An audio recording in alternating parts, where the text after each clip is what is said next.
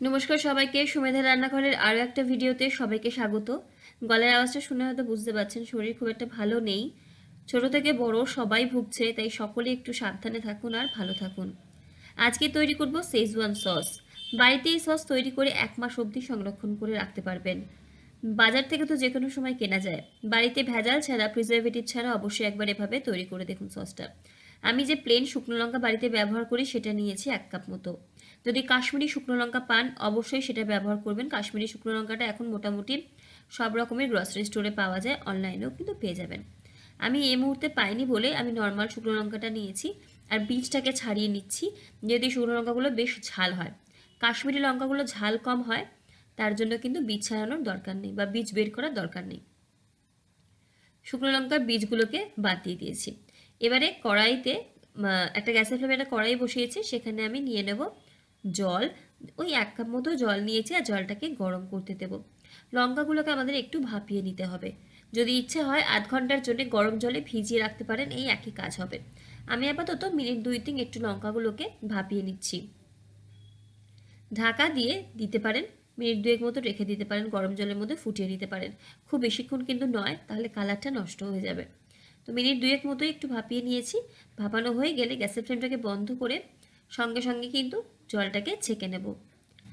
Schezwan sauce বাড়িতে তৈরি করে রাখলে নুডলস, পাস্তা, স্যান্ডউইচ বা চিকেনে ব্যবহার করতে পারেন কিন্তু যে কোনো সময়। তো এবারে সেদ্ধ করে বা ভাপিয়ে নেওয়া লঙ্কাটা একটুখানি আমি ঠান্ডা করে নেব, তারপরে মিক্সির জারে নিয়ে পেস্ট করে নেব ভালো মতো। পেস্ট হয়ে গেলে গ্যাসের ফ্লেমে আবার একটা কড়াই বসিয়ে দেব। বেশ কিছুটা রসুন আমি ঝিরিঝিরি করে কুচি করে নিয়েছি, চপারে চপ করে নিতে পারেন, আমি হাত দিয়েই কুচি করে নিয়েছি। গ্যাসের ফ্লেমে কড়াইতে দিয়ে দেবো আমি এখানে সাদা তেল। তেলটা একটু বেশি দিতে হবে, প্রায় উঁচু করে 2 টেবিল চামচের একটু বেশি কিন্তু তেলের ব্যবহার করেছি।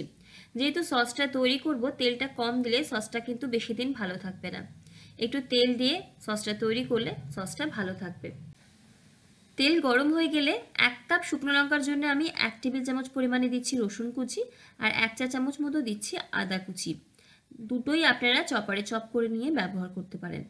আদা আর রসুন, তার সাথে এখানে লাল লঙ্কা যে বাড়িতে হয়, পাকা লাল লঙ্কা, সেটা ছিল, আমি সেটা দিচ্ছি, দেখতেও ভালো লাগে। আর সেটা দিয়ে মিনিট খানেক মতো একদম লো ফ্লেমে একটুখানি ভেজে নেব, যতক্ষণে কাঁচা গন্ধটা চলে যাচ্ছে। তবে রসুনের বা আদার কালার চেঞ্জ করার কিন্তু দরকার নেই। জাস্ট যখন সেটা দেখবেন সুন্দর গন্ধ বেরোচ্ছে, তখন পেস্ট করে রাখা শুকনো লঙ্কা এর মধ্যে দিয়ে দিচ্ছি। গ্যাসের ফ্লেমটা একদমই লোতে রেখে দেব। সমস্ত শুকনো লঙ্কা দিচ্ছি এবং মিক্সির জারে যে পেস্টটা লেগেছিল সেখানে অল্প একটুখানি জলের ব্যবহার করে সেই জলটাও কিন্তু এখানে দিয়েছি। একদম লো ফ্লেমে আমাদের এবার একটু নাড়াচাড়া করে নিতে হবে। শুকনো লঙ্কার যে কাঁচা গন্ধটা থাকে বা একটা স্মেল থাকে, সেটা চলে যাওয়া অবধি দেখবেন যে এরকমভাবেই কড়াইতে নাড়াচাড়া করতে করতে বেশ সুন্দর একটা গন্ধ আসছে। স্বাদের জন্য দিয়ে দেবো এখানে বেশ কিছুটা নুন, চাইলে বিট নুনেরও ব্যবহার করতে পারেন। আর দিয়ে দেবো অল্প একটু চিনি। প্রত্যেকটা সসেই কিন্তু চিনির ব্যবহার হয়।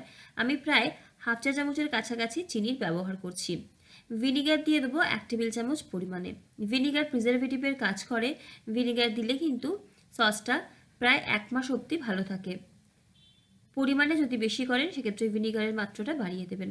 প্রায় 2 টেবিল চামচের বেশি দিলাম এখানে টমেটো সস বা টমেটো কেচাপও দিতে পারেন। সয়া সস দিচ্ছি 1 চা চামচের কাছাকাছি। সয়া সস এর থেকে বেশি ব্যবহার করার দরকার নেই। আর দিচ্ছি এখানে হাফ চা চামচের কাছাকাছি গোলমরিচের গুঁড়ো। একদম লো ফ্লেমে সমস্ত কিছুকে নাড়াচাড়া করতে করতে দেখবেন সসটা থেকে কিন্তু তেল ছেড়ে আসবে। এর যে ময়েশ্চারটা আছে সেটা একদম চলে যাবে। ময়েশ্চার বা জল থেকে গেলে কিন্তু সসের মধ্যে ফাঙ্গাস পড়ে যেতে পারে, তাই আমাদেরকে কিন্তু একটু ড্রাই করে নিতে হবে। যখন দেখবেন বেশ এরকম তেল তেলে হয়ে এসেছে আর এরকম প্যানটা থেকে ছেড়ে আসছে, দেখতেই পাচ্ছেন সাইড দিয়ে ঘোরালে কিন্তু প্যানটা থেকে ছেড়ে যাচ্ছে, এর জল ভাবটা কমে গেছে, বুঝতে হবে সস আমাদের রেডি হয়ে গেছে। গ্যাসের ফ্লেম বন্ধ করে দেব এবং ঠান্ডা হয়ে গেলে এয়ারটাইট কন্টেনারে করে ফ্রিজে রেখে দিন। 1 মাস অবধি ভালো থাকবে, যখন ইচ্ছা ব্যবহার করুন। ভিডিও ভালো লাগলে লাইক, কমেন্ট, শেয়ার, সাবস্ক্রাইব করে পাশে থাকবেন। সকলে ভালো থাকুন, সুস্থ থাকুন। দেখা হচ্ছে পরের ভিডিওতে। ধন্যবাদ।